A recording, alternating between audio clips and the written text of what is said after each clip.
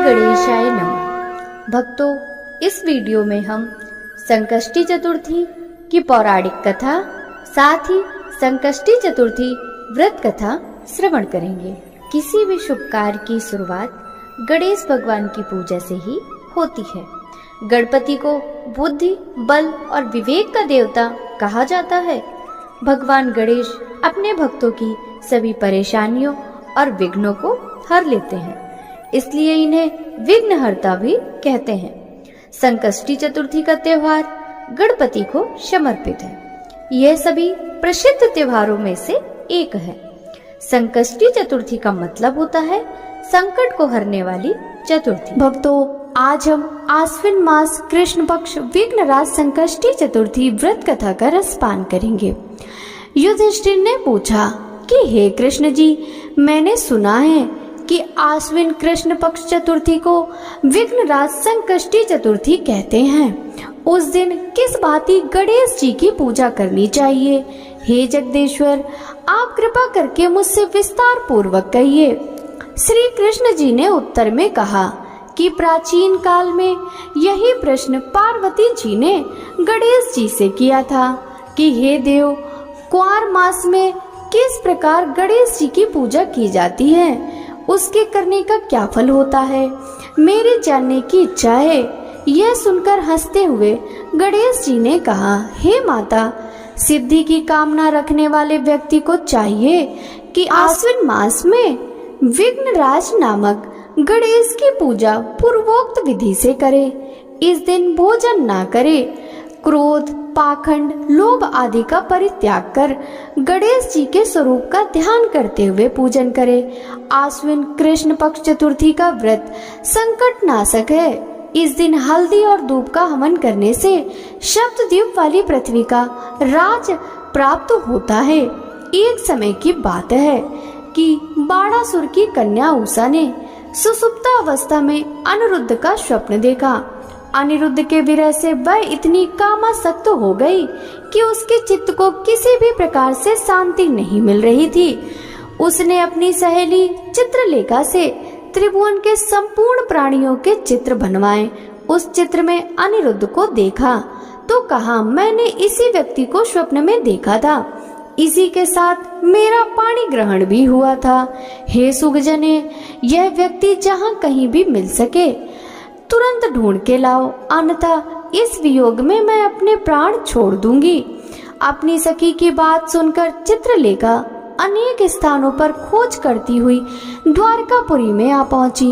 वहां अनिरुद्ध को पहचान कर उसने उसका अपहरण कर लिया, क्योंकि वह राक्षसी माया जानने वाली थी। रात्रि में पलंग सहित अनिरुद्ध को उठाकर वह गोधूली बेला में बाणासुर की नगरी में प्रविष्ट हुई। इधर प्रद्युम्न को पुत्र शोक के कारण असाध्य रोग से ग्रसित होना पड़ा। अपने पुत्र प्रद्युम्न और पौत्र अनिरुद्ध की घटना से कृष्ण जी भी विकल हो उठे। रुक्मणी भी पौत्र के दुख से दुखी होकर बिलखने लगी।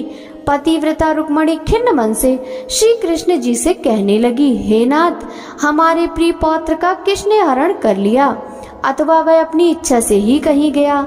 मैं आपके सामने शोकाकुल ही अपने प्राण छोड़ दूंगी। रुक्मणी की ऐसी बात सुनकर श्री कृष्ण जी यादवों की सभा में उपस्थित हुए। उन्होंने परम तेजस्वी लोमस ऋषि के दर्शन किए। उन्हें प्रणाम कर श्री कृष्ण ने सारी घटना कह सुनाई। श्री कृष्ण ने लोमस ऋषि से पूछा कि मुनिवर, हमारे पौत्र को कौन ले गया? वह कहीं स्वयं तो नहीं चला गया? हमारे बुद्धिमान पौत्र का किसने अपहरण कर लिया? यह बात मैं नहीं जानता हूँ। उसकी माता पुत्र वियोग के कारण बहुत दुखी है। कृष्ण जी की बात सुनकर लोमस ऋषि ने कहा।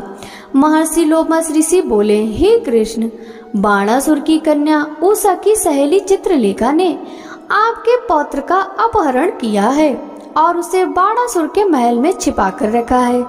यह बात नारद जी ने भी बताई। आप अश्विन मास के कृष्ण पक्ष चतुर्थी को संकटा का अनुष्ठान कीजिए। इस व्रत के करने से आपका पौत्र अवश्य ही आ जाएगा। ऐसा कहकर मुनिवर वन में चले गए। उन्होंने संकष्टी चतुर्थी व्रत करने का उपदेश दिया। श्री कृष्ण जी ने लोमस ऋषि के कथनानुसार व्रत किया। हे देवी, इस व्रत के प्रभाव से उन्होंने अपने शत्रु बाणासुर को पराजित कर दिया। यद्यपि उस भीषण युद्ध में मेरे पिता ने यानी शिव जी ने बाणासुर की बड़ी रक्षा की, फिर भी वह परास्त हो गए। भगवान कृष्ण ने कुपित होकर बाणासुर की सहस्त्र भुजाओं को काट डाला। ऐसी सफलता मिलने का कारण व्रत का प्रभाव ही था। श्री गणेश जी को प्रसन्न करने तथा संपूर्ण विघ्न को समन करने के लिए इस व्रत के समान दूसरा कोई व्रत नहीं है। विश्व भ्रमण तथा तीर्थ भ्रमण के निमित्त इससे बढ़कर शुभदायक व्रत दूसरा नहीं है। श्री कृष्ण जी कहते हैं, हे राजन, संपूर्ण विपत्तियों के विनाशार्थ इस व्रत को अवश्य ही करना चाहिए। इसके प्रभाव से शत्रुओं पर आप विजय लाभ करेंगे और राज्याधिकारी होंगे। इस व्रत के महात्म का वर्णन बड़े बड़े विद्वान भी नहीं कर सकते। हे कुंती तनय, मैंने इसका स्वयं अनुभव किया है। यह मैं आपसे सत्य कह रहा हूँ। बोलिए श्री गणपति महाराज की जय। जय गणेश जय गणेश जय गणेश देवा, माता जाकी पार्वती पिता महादेवा। एक दंत दयावंत चार भुजधारी, माथे सिंदूर सोहे मूस की सवारी। जय गणेश जय गणेश जय गणेश देवा, माता जाकी पार्वती पिता महादेवा। पान चढ़े फल चढ़े और चढ़े मेवा, लड्डून का भोग लगे संत करे सेवा। जय गणेश जय गणेश जय गणेश देवा, माता जाकी पार्वती पिता महादेवा। अंधन को आँख देत कोढ़िन को काया, बांझन को पुत्र देत निर्धन को माया। जय गणेश जय गणेश जय गणेश देवा, माता जाकी पार्वती पिता महादेवा। सूर्य श्याम शरण आए सफल कीज सेवा, माता जाकी पार्वती पिता महादेवा। जय गणेश जय गणेश जय गणेश देवा, माता जाकी पार्वती पिता महादेवा। दीनन की लाज रखो शंभु सुतकारी, कामना को पूर्ण करो जाओ बलिहारी। जय गणेश जय गणेश जय गणेश देवा, माता जाकी पार्वती पिता